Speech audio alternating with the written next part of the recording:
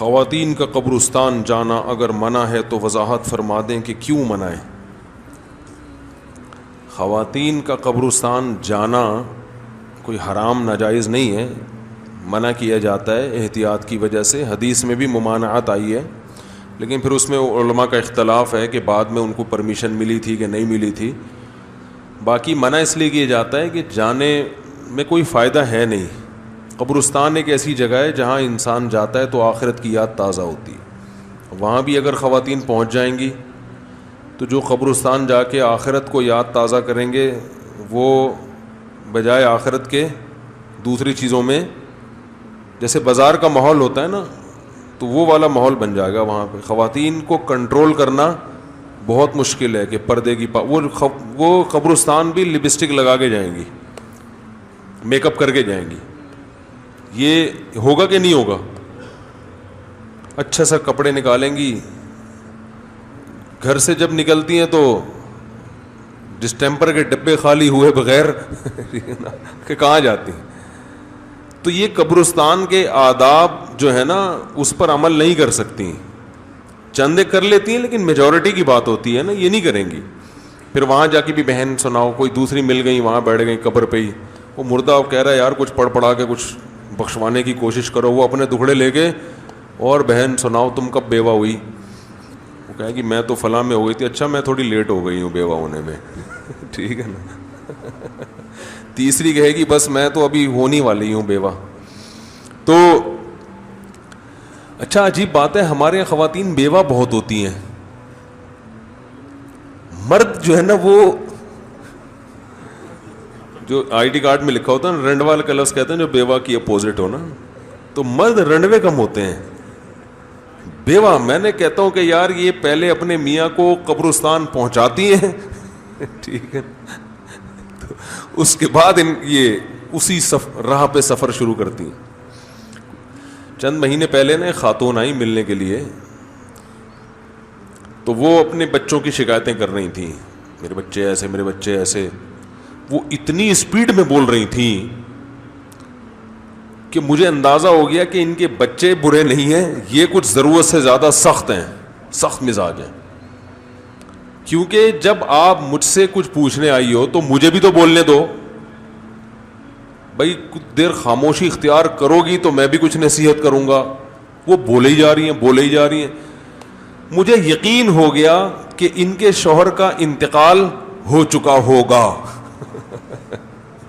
حالانکہ انہوں نے نہیں بتایا تھا کہ میں بیوہ ہوں یا نہیں ہوں۔ تو میں نے ان سے پوچھا کہ آپ کے شوہر زندہ ہیں؟ کہا نہیں۔ ایجڈ خاتون تھیں، ذرا عمر تھی ان کی۔ میں نے کہا کب انتقال ہوا؟ کہ وہ تو 10 سال پہلے ہو گیا تھا۔ تو میں نے کہا یار 15 سال پھر بھی انہوں نے نکال لیے، بڑی بات۔ شادی کو جو ٹائم ہوا تھا نا، تو میں ان سے کہنے والا تھا کہ وہ تو مجھے پہلے ہی پتا تھا کہ ان کا انتقال ہو چکا ہوگا، وہ تو میں ویسے ہی آپ کی زبان سے اگلوانا چاہ رہا تھا، کیونکہ جو ان کا اسٹائل تھا نا بات کرنے کا، مجھے اندازہ ہوا کہ اگر آدھا گھنٹہ یہ مزید بیٹھی تو میرا انتقال ہو جائے گا، تو شوہر نے 8-10 سال کیسے برداشت کیا ہوگا؟ آپ اندازہ لگاؤ یار، مجھ سے آدھا گھنٹہ یہ برداشت نہیں ہو رہی ہے تو شوہر نے 10 سال کیسے برداشت کیا ہوگا؟ کیا خیال ہے؟ سب ایسی نہیں ہوتی ہے بھائی لیکن ایسی بھی ہوتی ہے۔ تو وہ پھر بچوں کو میں نے بلایا، میں نے کہا اماں برداشت کرو بھائی، یہ سننے کو تیار نہیں ہے تو سمجھنا تو اگلا اسٹیپ ہے نا، پہلے تو سنتا ہے انسان پھر اینالائز کرتا ہے، سمجھنے کا اسٹیپ اگلا ہے۔ میں نے کہا یہ بھائی سننے کی پوزیشن میں نہیں ہے تو سمجھنا تو اگلا اسٹیپ ہے۔ تو کہہ رہے ہم کیا کریں، اماں نے ہم سب کا نا خون پیا ہوا ہے، ہر وقت آنے، کوئی ذرا سا جس دن کم کما کے لاؤ اس دن صلواتیں۔ میں نے کہا برداشت، اماں کے سامنے تو زبان نہیں چلا سکتا۔ میں نے کہا بس سن لیا کرو یار بیٹھ کے، اور کوئی حل نہیں ہے اس میں۔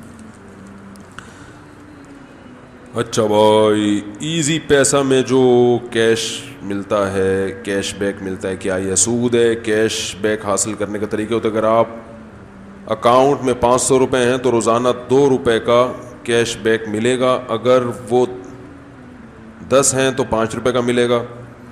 اصل میں ہوتا یہ ہے کہ جب آپ اکاؤنٹ کھلواتے ہیں ایزی پیسہ میں تو آپ کی اماؤنٹ پڑا رہتا ہے, اس پہ آپ فائدے اٹھاتے رہتے ہیں اور پھر وہ اماؤنٹ جب چاہیں نکلوا لیتے ہیں. تو یہ سود ہے. قرض دے کے آپ ان سے مشروط نفع لے رہے ہیں, یعنی پہلے سے یہ طے شدہ ہوتا ہے.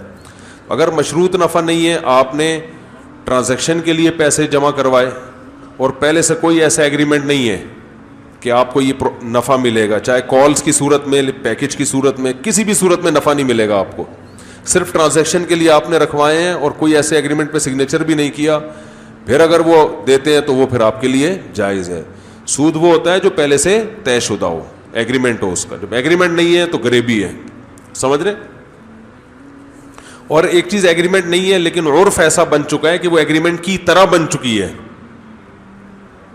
تو بھی وہ ایگریمنٹ ہی شامل ہوتی ہے. وہ کیا پرائز بانڈ کھولوانا جائز ہے, گھر میں کوئی آمدنی کا ذریعہ؟ اچھا, یہ جو ایڈوانس بیلنس لے لیتے ہیں نا, اس میں پیسے کٹ کے ملتے ہیں, یہ جائز ہے, یہ سود نہیں ہے, سمجھ رہے بھائی. ایڈوانس میں جب بیلنس ڈلوائیں گے تو مہنگا ہوتا ہے, 100 کا بیلنس ڈلوائیں گے تو 80 کا ڈلے گا, تو لوگ اس کو بھی سود سمجھ رہے ہوتے ہیں, اس کا سود سے کوئی تعلق نہیں ہے. کیا پرائز بانڈ کھلوانا جائز ہے, گھر میں آمدنی کا کوئی ذریعہ نہیں ہے, 10 سال سے جو ذریعہ ہے اس سے گزارا نہیں ہو رہا. پرائز بانڈ حرام ہے, ناجائز ہے بھائی. اللہ تعالیٰ آپ کو حلال روزگار عطا فرمائے. تو یہ جو خواتین کا قبرستان میں جانا ہے نا, ایک تو اس وجہ سے بھی کہ وہاں پابندی نہیں ہوگی, دوسرا خواتین بعض دفعہ قبرستان جا کے اپنی میت کی قبر پہ روتی پیٹتی ہیں بہت زیادہ, کوئی بچہ مر گیا تو یہ بھی شریعت میں پسندیدہ, اس لیے منع کیا جاتا ہے. یہ کام شریعت میں پسندیدہ نہیں ہے, وہاں جا کے رونا پیٹنا قبروں پہ, اس لیے منع کیا جاتا ہے. مفتی صاحب آپ کا جو چینل ہے آس مفتی طارق مسعود, اس پر سوال کس طرح پوچھیں, وہ اسی چینل پہ طریقہ بتایا ہوا ہے, وہ دیکھ لیں, اسی چینل پہ سرچ کریں, مسائل پوچھنے کا طریقہ لکھ کے تو آ جائے گا. ہائے ہائے ہائے ہائے ہائے, تقلید صرف ایک امام کی کیوں, ایک حدیث سے بچنے کی. یہ انہوں نے پوچھا ہے کہ تقلید صرف ایک امام کی کیوں, اس کے سینکڑوں دفعہ جواب دے چکا ہوں کہ جب فقہ مدون ہو چکا ہے نا, فقہ مدون ہو چکا ہے قانونی شکل میں, تو اس میں ایک ہی کو فالو کیا جائے گا. آپ اگر بے لگام ہو جاؤ کبھی ادھر کبھی ادھر, جب تک یہ فقہ مدون نہیں تھا تو جو جس سے چاہے مسئلہ پوچھ لیتا ہے. جب یہ فقہا نے فقہ مدون کر لیا, لا کی شکل میں آ گیا, تو ہمارے پاس 4 فقہا ہیں جن کا فقہ قانونی شکل میں ہمارے کتابی شکل میں موجود ہے. اس کے علاوہ کوئی فقہ ہمارے پاس ریٹن فارم میں موجود ہے ہی نہیں ہے. جب ریٹن میں نہیں ہے, ان سے پوچھیں گے وہ کچھ بتائے گا, ان سے پوچھیں گے وہ کچھ بتائے گا, وہ ان سے پوچھیں گے, وہ ہر آدمی اپنی تحقیق مارکیٹ میں لا رہا ہوتا ہے. اس سے امت تباہ و برباد ہو جائے گی. تو جو صدیوں سے ایک لا کی شکل میں فقہ وجود میں آ گیا ہے, انہی میں سے کسی ایک کو فالو کرنا پڑے گا. 2 کو ایک وقت میں فالو کرنا ممکن نہیں ہے, سمجھ رہے ہیں نا. کچھ چیزوں کی دلیل کامن سینس ہوتی ہے.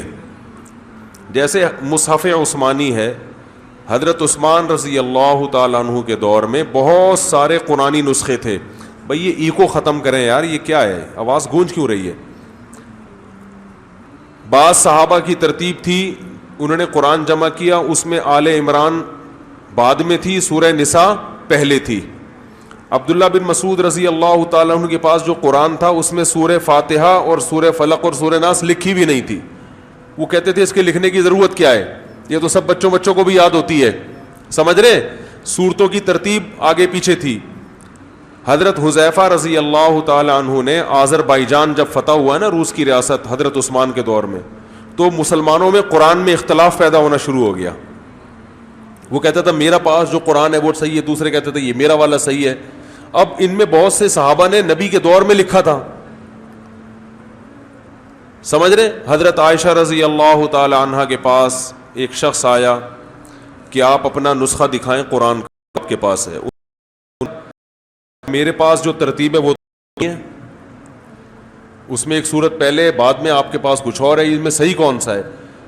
امی عائشہ رضی اللہ عنہ نے فرمایا کہ اس سے کیا ہوتا ہے, یہ والی سورت تم نے پہلے لکھ دی, میں نے بعد میں, تو اس سے کیا ہوتا ہے, تو یہ بھی ٹھیک ہے وہ بھی ٹھیک ہے. لیکن آذربائیجان جب فتح ہوا ہے تو مجاہدین میں اختلاف شروع ہو گیا. وہ کہہ رہے یہ میرا والا صحیح ہے, میں نے فلاں صحابی سے لیا.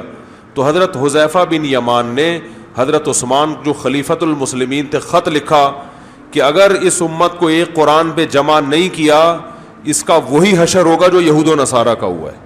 آج اتنے نسخے ہیں, کل کوئی 10-15 اور بنا کے لے آئے گا. کس کس کی تحقیق کریں گے بھائی, یہ کون سا والا نبی کا ہے, کون سا والا اخپل طریقے سے لکھا گیا ہے.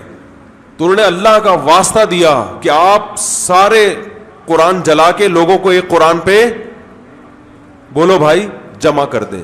حالانکہ یہ کام نبی نے, بولو نا بھائی کیا ہو گیا, نہیں کیا تھا, لیکن یہ کام امت میں جوڑ پیدا کرنے کے لیے ضروری تھا, کیونکہ اتنے سارے نسخوں کی حفاظت ممکن نہیں تھی, اس کو ضبط کرنا ممکن نہیں تھا. کل کوئی مارکیٹ میں نیا نسخہ آ جاتا. تو حضرت عثمان نے تمام صحابہ کو جمع کیا. اس پر میرا ایک کلپ ہے پورا, میں نے پوری وہ تاریخ ایک ریکارڈ کروائی ہے یوٹیوب پہ, تدوین قرآن. حضرت عثمان رضی اللہ تعالی عنہ نے تمام بڑے بڑے صحابہ کو جمع کیا اپنے دور خلافت میں, ان کو بتایا.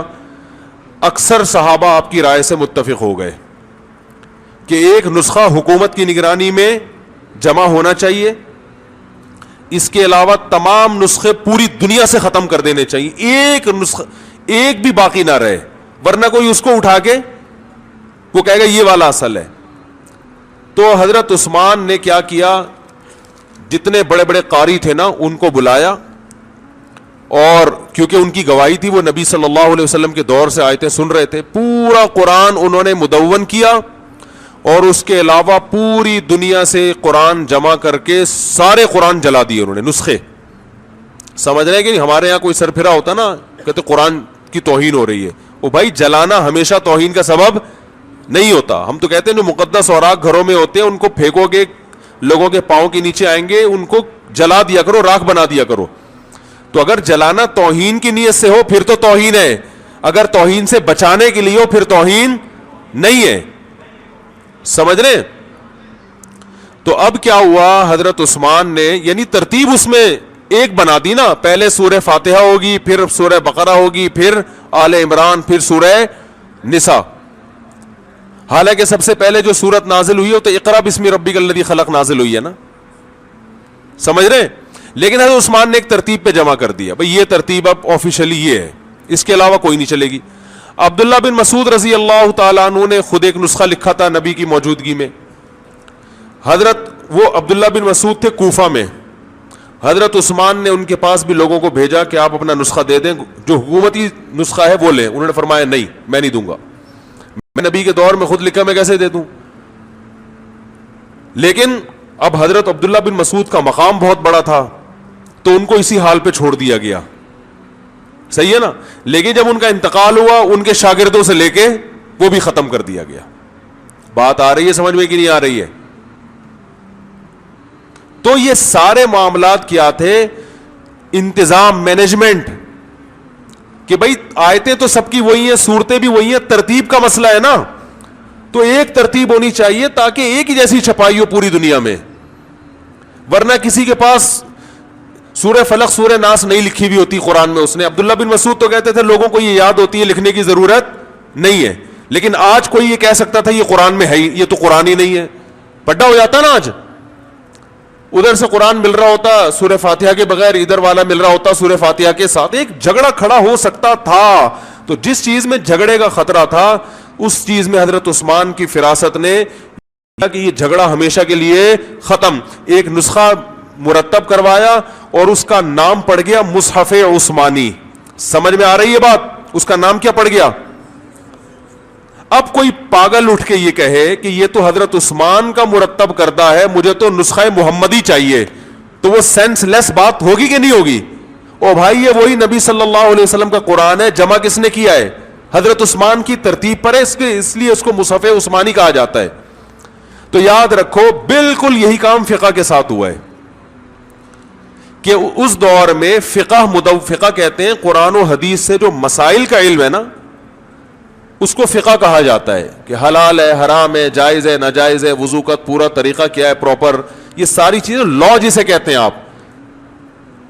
تو یہ لا ریٹن فارم میں صحابہ کے دور میں نہیں تھا.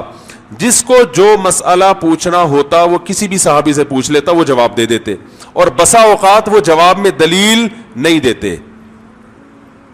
یہ جو کہتے ہیں نا کہ تقلید 4 صدی کی بدعت ہے، ایسا نہیں ہے. مصنف ابن ابی شیبہ میں بہت ساری حدیثیں موجود ہیں، روایات موجود ہیں کہ کسی شخص نے آ کے صحابی سے مسئلہ پوچھا، انہوں نے جواب دیا، جواب میں دلیل پیش نہیں کی، اس شخص نے اعتماد کی بنیاد پر کہ صحابی رسول مجھ سے زیادہ جانتے ہیں مسئلے پر عمل کیا. یہی تو تقلید ہے. سمجھ رہے ہیں کہ جس کو نہیں آتا وہ اس کی تقلید کرتا تھا جس کو آتا ہے. اندھی تقلید وہ ہوتی ہے کہ ایسے کی تقلید کر رہے ہو جس کو خود نہیں آتا. صحیح ہے نا, اس کو اندھی تقلید کہتے ہیں. تو یہ تقلید تو صحابہ کے دور سے چلی آ رہی ہے.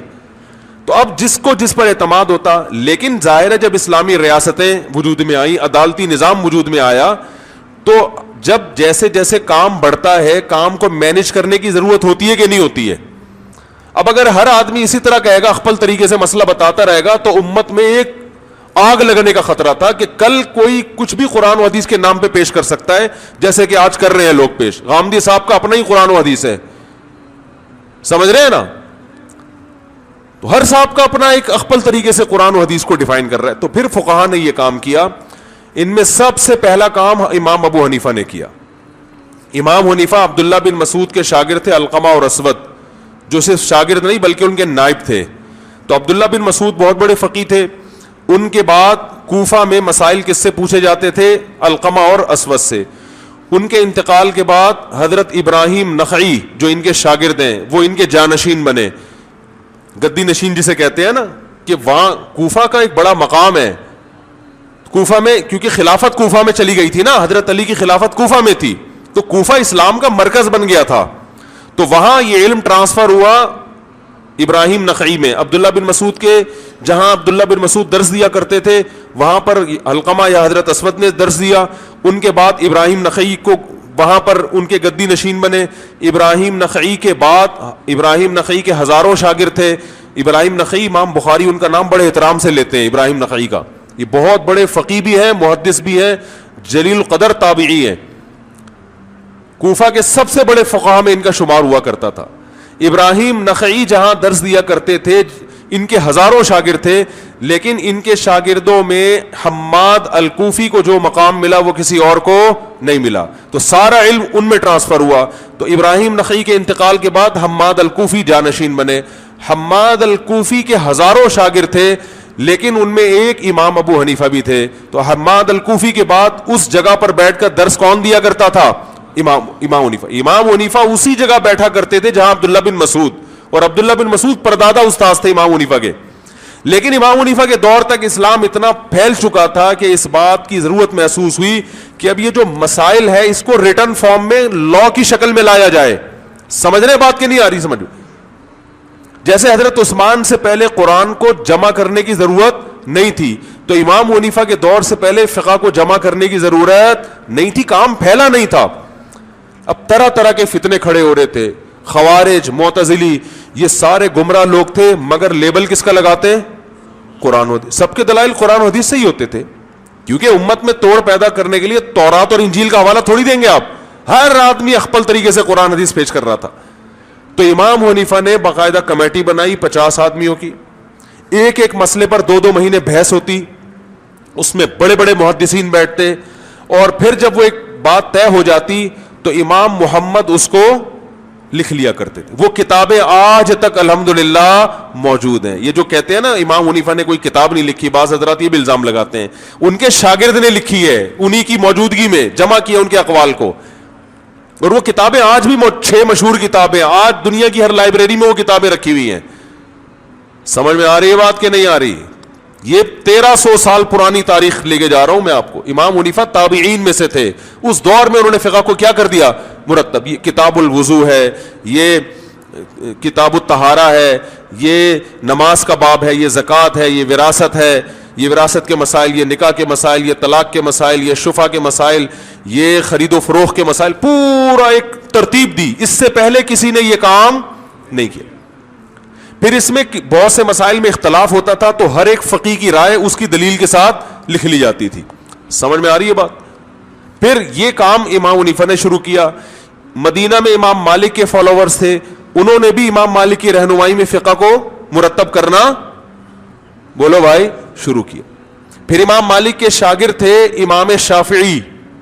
امام شافعی نے یہ کام مرتب کیا. ان کی اپنی کچھ بہت سی چیزوں میں تو امام مالک اور امام ابو حنیفہ سے وہ متفق تھے, کچھ چیزوں میں انہوں نے امام مالک سے اور کچھ میں امام ابو حنیفہ سے اختلاف کیا. سمجھ میں آ رہی ہے بات؟ ان کا بھی ایک فقہ مرتب ہوا, پوری لا, پورا A to Z. پھر امام شافعی کے شاگرد تھے امام احمد ابن حنبل, جو امام بخاری کے استاذ بھی ہیں. امام بخاری نے امام شافعی سے بھی علم حاصل کیا, امام مالک سے بھی غالباً ان کی ملاقات ہوئی ہے. تو انہوں نے جو فقہ کو مرتب, امام مالک سے شاید ان کی ملاقات نہیں ہوئی, میں ابھی اس میں کنفیوز ہوں, لیکن امام شافعی کے بہرحال وہ اجل شاگردوں میں سے تھے. تو امام احمد بن حنبل نے علم حاصل کیا اور ان کا بھی, ان کے شاگردوں نے بھی ایک فقہ کو کیا کیا, مدون. اس میں انہوں نے بہت ساری چیزوں میں امام ابو حنیفہ سے اتفاق کیا, بہت ساری چیزوں میں امام مالک سے بھی, امام شافعی سے بھی. کچھ چیزوں میں انہوں نے امام شافعی اور امام مالک سے اتفاق کیا مگر امام حنیفہ سے اختلاف کیا. کچھ چیزوں میں انہوں نے امام ابو حنیفہ امام مالک سے اتفاق کیا مگر امام شافعی سے اختلاف. تو اس طرح ہمارے پاس 4 مکاتب فطر